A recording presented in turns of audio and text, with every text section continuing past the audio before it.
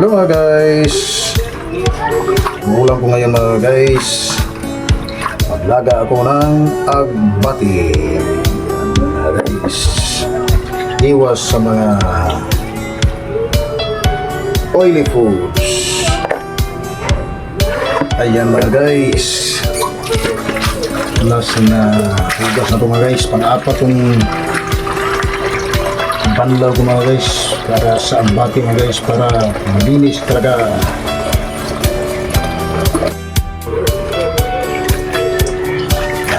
Gawa natin pang last.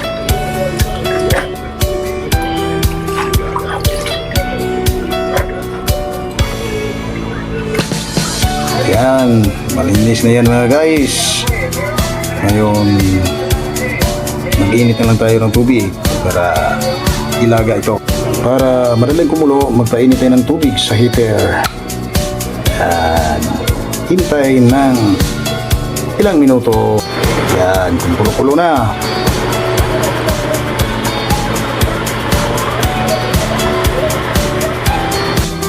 Ayan mga guys, nakasalang na. Hintay lang tayo ng ilang minuto. Ayan, prepare na natin yung ingredients.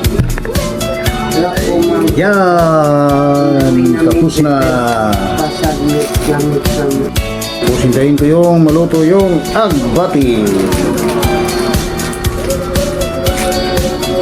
Ayan mga guys, tikman na natin ito mga guys, ang aking nilagang agbati. Ayan mga guys, tikiman na mga guys. Sarap! Okay mga guys, see you next time. God bless us. Thank you for watching.